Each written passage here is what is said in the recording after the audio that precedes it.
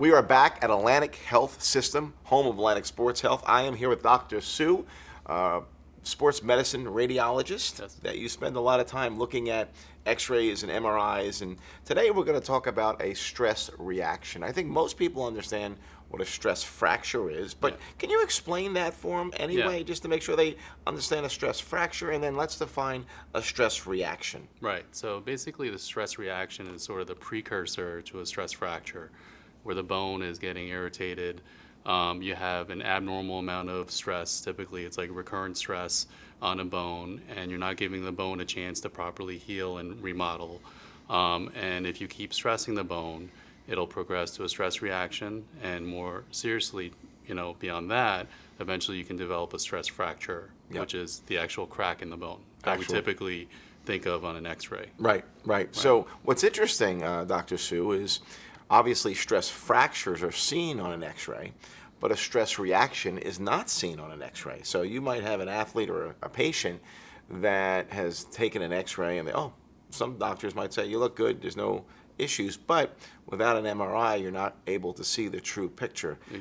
Right, exactly. And and that's why MRI is advantageous. It's much more sensitive compared to an x-ray. By the time you get to an x-ray and you're seeing the pathologic finding on the x-ray, it's kind of like too late, So the advantage of the MRI is, you can see the degree of stress reaction, which is, again, it's the precursor to getting the fracture.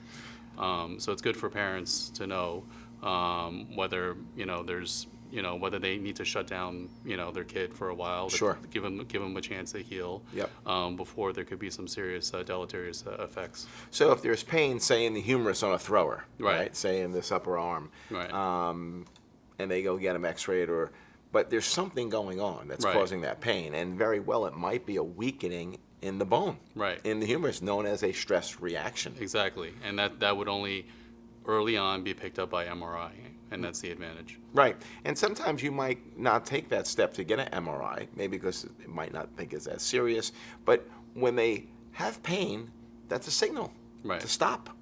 Stop doing what you're doing that causes pain, and that could take place not only in the humerus, but in the hip, like you said, the shins. Where else have you seen common stress reactions? Most commonly is the hips, like the femoral neck area, and even also in the shins, the tibia as well.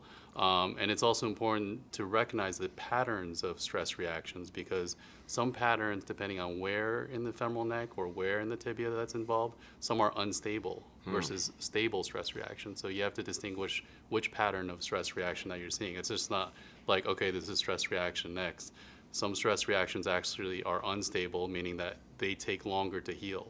So therefore, it's even more important to know exactly where the stress in the bone is involving.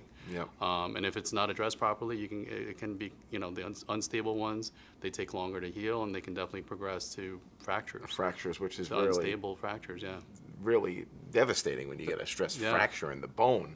So how long does it typically take to heal? What's the minimum and maximum that you see for stress reactions to heal? Yeah, and well, it depends on how serious it is on the MRI. So you can tell on MRI, basically how bright the bone is on fluid sensitive sequences.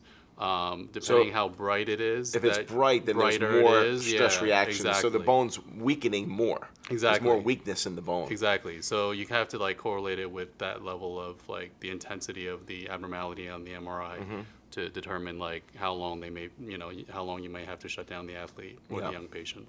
Is it anywhere from 2 to 8 weeks? Typically it is in that range. But again, if it's one of those unstable stress reactions, it could take many months. Oh, it could take months. It could take 3 to 6 months. Wow. So and you might not even have a fracture, but you might need 3-4 months to heal. Exactly. And shut down. Exactly. Interesting. Yeah, and all this has to be relayed with the physicians, the sports medicine doctors, and that's why this place is great too. Because we get to collaborate with the other departments. And the patients get it's a great line of communication. Excellent. I mean, it's so informative, and to understand stress reactions and to have it all in one building here, to be able to have an MRI and kind of evaluate that MRI and see, what's the risk factor here, because the last thing you want to do is have a stress fracture, right? That's what leads to it. But thank you so much, Dr. You're Hsiu. welcome. Pleasure Very being informative. here. Excellent stuff. Thank you for being on. Thank you. Yeah, thank you for having me. Yes.